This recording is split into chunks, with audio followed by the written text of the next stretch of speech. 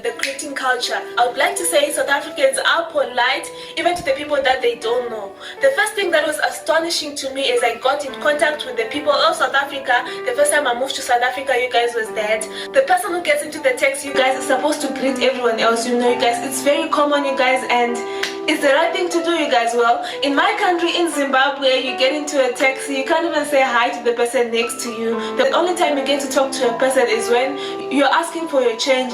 Other than that, you get into a taxi, you sit, you mind your own business. Well, And I've also heard that apart from this Zimbabwean lady, I've also heard from Nigerian ladies and African Americans saying that South Africans are polite. Yes, that's one. I've heard it from a lot of people. So this is also another person coming from Zimbabwe saying that South Africans are polite. Maybe South Africans don't even know that they are polite, right?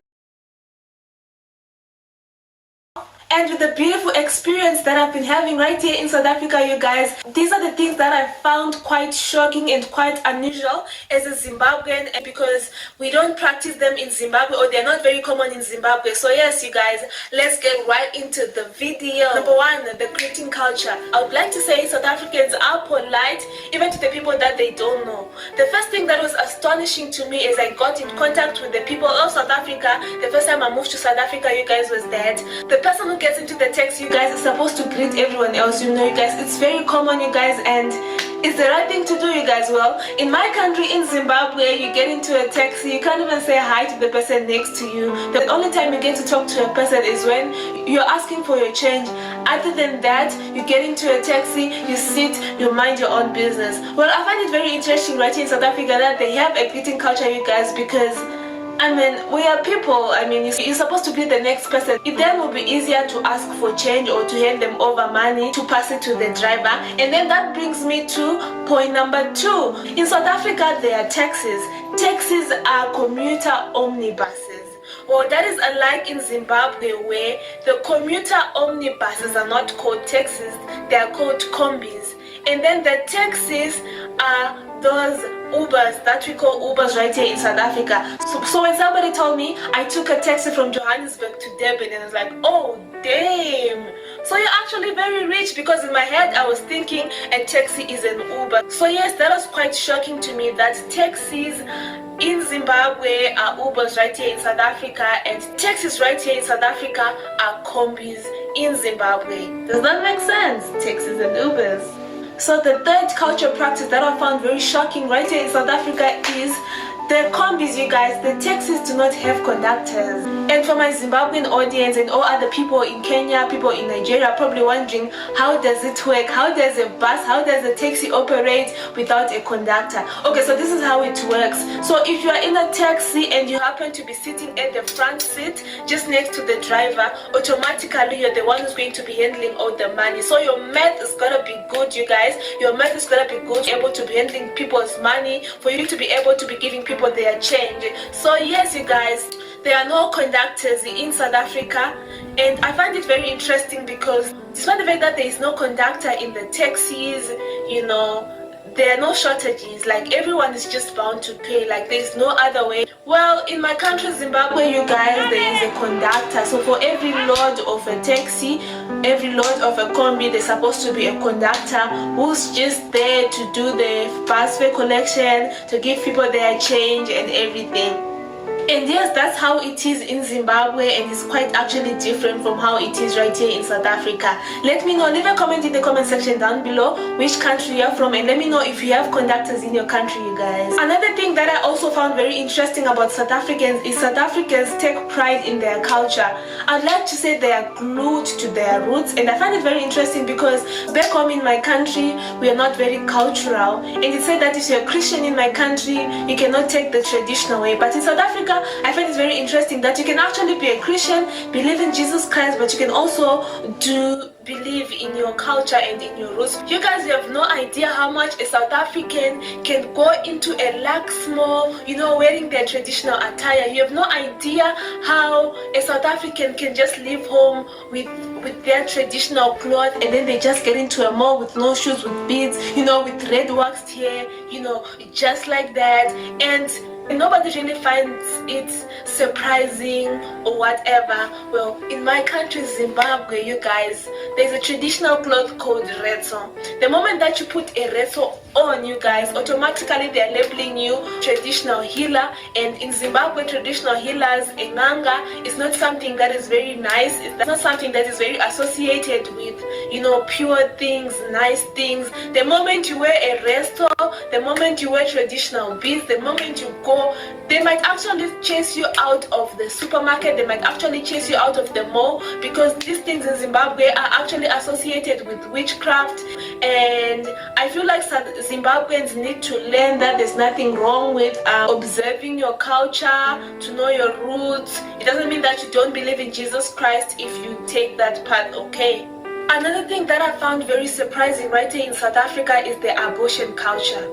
Abortion right here in South Africa is legal, you guys, and it can be done safely in hospitals or private clinics, you guys, and it's a normal thing to do. Like if you don't want a baby, if you're not ready to be a mother, you can as well just go to abort the baby. Well, in Zimbabwe, abortion is a crime. It's written everywhere. It's in black and white. The moment that they find out that you aborted, you're going to prison straight away. No excuses, no explanations. Well, I'm not going to dwell much on that, but I read an article on Zimbabwean teenage-related deaths being caused by unsafe abortions that is still happening in Zimbabwe. And it's very sad that young ladies then go ahead to abort anyway, despite it being a crime, and then they end up having infections in their womb, and then they end up dying.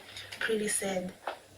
Number 6, cultural diversity, you guys. You know, South Africa is a beautiful country. South Africa is a metropolitan. You know, South Africa is a country which upholds and appreciates every race as it comes, you guys. You know, living in South Africa has given me the opportunity, you know, to learn about the whites, you know, to learn about the Indians, you know, to learn about the blacks, you know, to learn about each and every culture. I've met Ethiopians right here in South Africa. You know, I've met Red Indians right here in South Africa. You know, I've met, you know, all those kind of people. South Africa being the mother of Africa, it has given me the opportunity to learn about different cultures, you know, to learn about different kind of foods, you know, to learn about different ways of living. And I find it very interesting, you guys. It's very unusual in Zimbabwe. Yes, we do have white people. Yes, we have Indian people here and there, but they are not as many as we find them here in South Africa. And if you go to Durban, you'll find the Indians,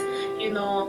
If you go to Mpumalanga, if you go to places in Limpopo like Oristad, you're always going to find the Boers there. You know, it's very interesting that South Africa allows you to mix and mingle with different people of different cultures.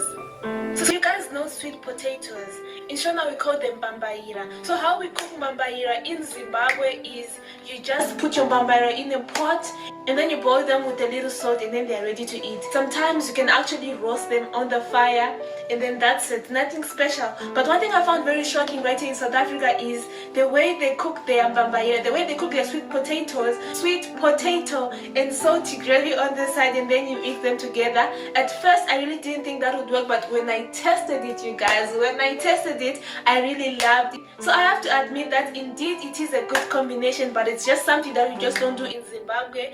Let me know if you are from anywhere in Africa. How do you cook your sweet potatoes? Do you serve them with soup? Do you just roast them? Do you just boil them? Leave a comment, I would like to know. And for South Africans who are watching this video, let me know, do you have any other way of eating sweet potatoes, or you just have to eat them with soup, or just make fries in the least?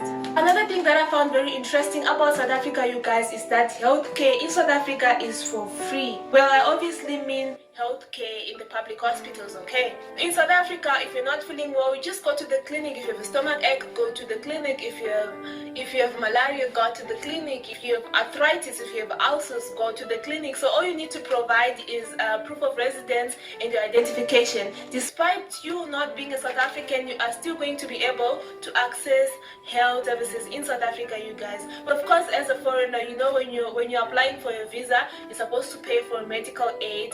But despite that, you guys, even when you go to the hospital, they don't even ask for your medical aid. They just need your identification and you get access to free health services. Even for maternity, you guys, all you need to do is to walk to the hospital for checkup walk to the hospital with your baby bag, and you can deliver your baby free of charge, you guys. I find it very effective, which is not very common in my country, you guys. For maternity, you have to pay. If you have a headache, you just have to pay the reception. If you have consultation, you have to pay. If you have a prescription, you have to buy the prescription, you guys. That is the only kind of medication that is free in Zimbabwe is the ARVs, you guys, and it is what it is, you guys. And then the last and most interesting thing, you guys, that I found very shocking right here in South Africa is the streets are clean. Where are the hawkers in South Africa? Where are the airtime guys standing at street corners, guys? Let me explain it this way. In my country, at every corner of every street there is a hawker. Usually it's the deaf and dumb people who are selling sweets, who are selling airtime, who are selling the things that you need on the go that you can't really wait for queues for in the supermarkets, in the shops, you guys. And that's what they do there everywhere, you guys. And even when the city council comes to clean out the hawkers in the street, they leave them there because it's a way of them trying to make a living, because these people, they don't talk, some of them they don't hear, so it's hard to communicate or with other people, so they are left there to just sell, and make a living. And you already know, every time you go to a Zimbabwean street in the CBD, everyone by the street corner who's selling something, if you know your sign language as well, you guys, then that's where you need to shine. I learned my sign language through a friend called Proem. Shout out to you, Proem. And every time I'm in the streets of Harare, you guys, I just go out there and shine with my sign language, you guys. I find it very interesting and tell them that my name is, Tino, and I find it very interesting. And another thing, in the streets of Zimbabwe, if you're just wherever you are and you are thirsty, just walk towards the end of the street. You find a guy who sells caskets. You find a guy who sells the ice cream. You find a guy who sells cold drink. You find a guy who sells the airtime, you guys. It's just readily there. But then here in South Africa, you guys, the streets are clean. What happened to the guys by the street corners, you guys? I feel like that is something that I really dislike about South Africa. I want things readily available. If you're coming home from work, you guys, and you need tomatoes, you don't have to come tomatoes to cook that night. In Zimbabwe, you don't need to go into the supermarket. On your way home, you'll find someone sitting in the street selling tomatoes, and I find it very effective.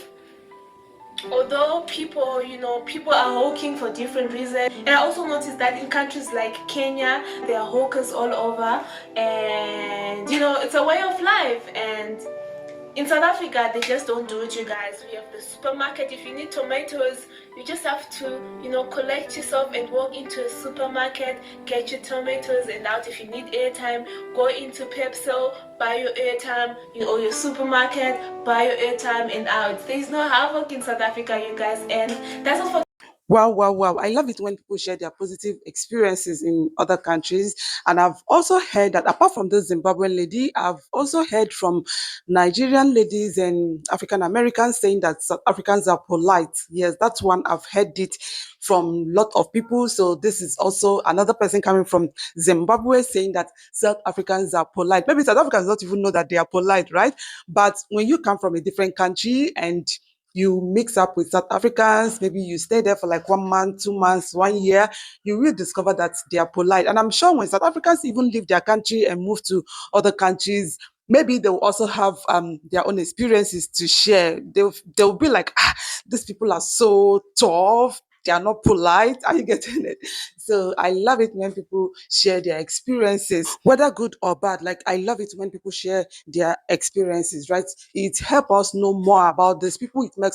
It helps us to know more about their cultures and all that. And I've also seen some South Africans that have been to Nigeria. They also share their experiences, like things that they saw in Nigeria that you can't find in South Africa, like our way of life. It also made me to understand that in South Africa, they don't do it that way, right? So I love it so much when we Africans try to share positive experiences, like when you travel to other countries and you come back to share your positive experiences about such countries. I love videos like that. I love it so much. Like, can imagine sitting in Nigeria and you watch someone speaking good about Rwanda, Ethiopia, Kenya, telling you how things are being done in in Kenya, telling you beautiful things about Kenya. Like for you, you'll be like, wow, is this how they do in Kenya? Oh my, like for me personally, I love watching videos like that. So guys, thank you so much, and please stop skipping my advert. Be kind enough to watch my advert, please. Thank you so much. I love you.